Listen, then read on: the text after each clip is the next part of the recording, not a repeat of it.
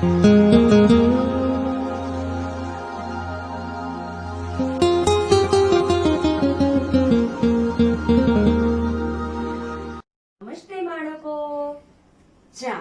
આગળના વિડીયોમાં આપણે બધું કમળનો ક, ખલનો ખ, ગણપતિનો ગ બધું શીખી ગયા છીએ ને, તે બધાનું આજે આપણે રિવિઝન કરીશું, છે ને? કમળનો ક કોને કહેવાય, ખલનો ખ કોને કહેવાય, બધું તમને આવડી ગયું ને? સરસ, વેરી ગુડ.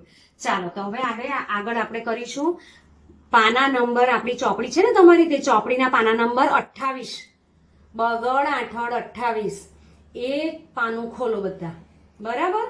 ચાલો હવે જુઓ, આપણે ચોરસમાં આપેલા મૂળાક્ષર શોધી તેની ફરતે ગોળ કરવાનું છે. શું કરવાનું છે? મૂળાક્ષરને શોધી કાઢવાનું અને તેની ઉપર ગોળ કરવાનું. એટલે કે જુઓ, આ ચોરસમાં અહીંયા શું લખેલું છે? કમળનો ક. જુઓ, આ રીતનો કમળનો ક દેખાય છે બધાને? છે ને કમળનો ક? તો એ કમળનો ક આપણે શોધવાનો ને આપણે એની પર સર્કલ કરવાનું, પણ બધા એક જ લાઈનમાં જ જોવાનું, એ લાઈનમાં જ, બરાબર ને? બીજી લાઈનમાં નહીં જોવા જવાનું, એ જ લાઈનમાં જવાનું. હવે જુઓ, આ છે ને ક કમળનો ક, જુઓ એના પર ગોળ કરેલું જ છે ચોપડીમાં. તમે ફરીથી પાછા એના ઉપર ગોળ કરો. આ છે નથી, અને કહેવાય કમળનો ક? નહીં કહેવાય ને? હા, અને કહેવાય ના. તો એના પર પણ આપણે ગોળ કરવાનું નથી. તો આ છે ક કમળનો ક, કમળનો ક છે ને, તો એના ઉપર ગોળ કરવાનું છે. જો તમારી ચોપડીમાં કરેલું જ છે, પણ તમારે ફરીથી ઉપર કરવાનું છે. હવે જુઓ, આ શું લખેલું છે? આ શું લખેલું છે? ખ ખલનો ખ. આવો લખેલો છે ને, ખ ખલનો ખ. ચોરસમાં ખ ખલનો ખ લખેલો છે. તો આપણે એ ખલનો ખ, એની બાજુમાં આ જે ખાનું આપેલું છે ને, એમાં બધા લખેલા છે અક્ષર, તેમાંથી આપણે શોધી કાઢવાનું છે. શું શોધી કાઢવાનું છે? તો કે આ ખ ખલનો ખ. તો જુઓ, આ છે નથી. ધીમે ધીમે 1 by 1 જવાનું, એટલે આપણી ભૂલ થાય નહીં. તો આ તો નથી, તો આ બાજુમાં છે ને, આ ખ ખલનો ખ. ને તમને ખબર છે ને, ખ ખલનો ખ પણ કહેવાય, ખ ખડિયાનો ખ પણ કહેવાય, અને ખ ખટારાનો ખ પણ કહેવાય. આ છે નથી, આ છે નથી, આ પણ નથી. તો આ છે ખ ખલનો ખ. તો એના ઉપર સર્કલ બનાવી દો, ગોળ બનાવી દો. બરાબર, બરાબર ને? હવે જુઓ, કમળનો ક પણ થઈ ગયો, ખલનો ખ પણ થઈ ગયો. પછી આ શું લખેલું છે ચોરસમાં? ચોરસમાં લખેલું છે આ ચકલીનો ચ. શું લખેલું છે? ચકલીનો ચ. આવો છે ને, તો એ આપણે ચકલીનો ચ આમાંથી શોધી કાઢવાનો છે કે આમાં ચકલીનો ચ ક્યાં લખેલો છે, ને તેના ઉપર આપણે સર્કલ બનાવવાનું. આ છે નથી, આ છે, આ પણ નથી. તો આ શું છે? ગગરનો ગ છે, એટલે આપણે એના પર ગોળ કરવાનું નથી. પણ આ ચકલીનો ચ છે, એટલે આના પર આપણે ગોળ કરવાનું. ચાલો બધા કરી દો. આ છે નથી, આ છે ને, તો આના ઉપર આ સર્કલ બનાવી દીધું આપણે. આ છે નથી. સરસ, વેરી ગુડ. હવે જુઓ, આ શું લખેલું છે? શું દેખાય છે? આ ગ ગણપતિનો ગ છે ને? શું છે? ગ ગણપતિનો ગ. તો આવો આપણે ગ ગણપતિનો ગ આમાં શોધવાનો છે કે ક્યાં છે. જો આમાં તો પહેલો જ છે ગ ગણપતિનો ગ, તો એના ઉપર ગોળ બનાવી દો. આ છે નથી, આ પણ નથી ને, અને આ પણ નથી. તો હવે આ છે, જુઓ, આને ગણપતિનો ગ અને ગદાનો ગ પણ કહેવાય. તો એના ઉપર ગોળ કરો. હવે આ તો નથી ને, તો ચકલીનો ચ છે, એટલે આપણે ચકલીના ચ પર નથી કરવાનું. હવે જુઓ, આ શું છે? આ ગણપતિનો ગ લખેલો તો ચોરસમાં, તો એની નીચે આ શું લખેલું છે? આ કયું? તમે બોલો જોઈએ, આ શું લખેલું છે? તો કે આ છે જબલાનો જ. શું છે? જબલાનો જ. તો આપણે આમાંથી શોધવાનો છે જબલાનો જ, અને તેના ઉપર સર્કલ બનાવવાનું. આ છે તો કે નથી, તો આ જબલાનો છે, તો આના ઉપર ગોળ બનાવી દો.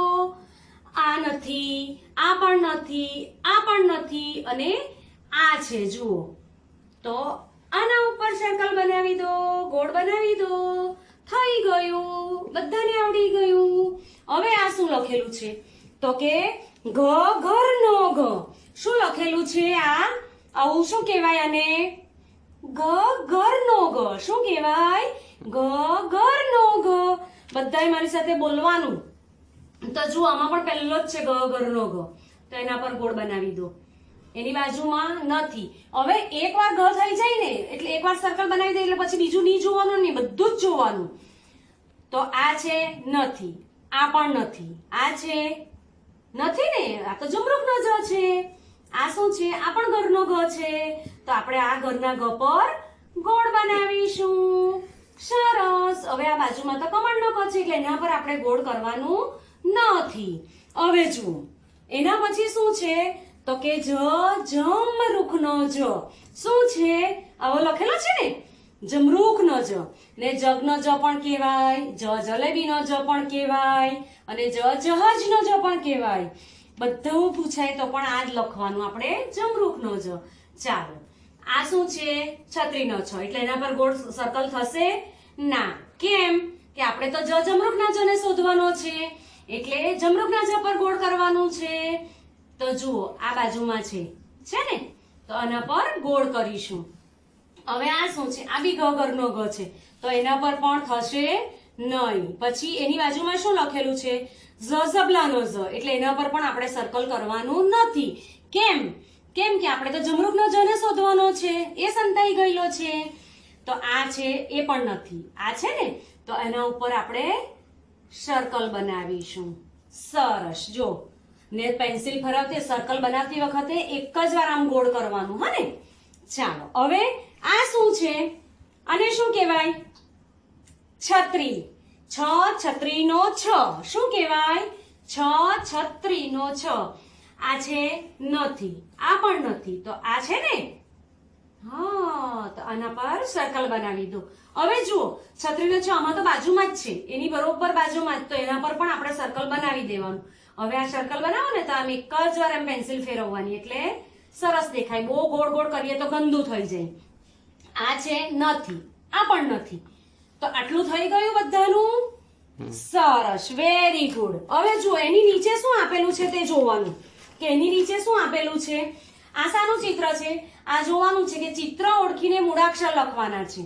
આ ચિત્ર છે ને, આ ચિત્ર તે આનું શાનું ચિત્ર છે? આ જુઓ આ શાનું ચિત્ર છે? આવું ચિત્ર દેખાય છે ને, ચકલીના ચ નું. શાનું?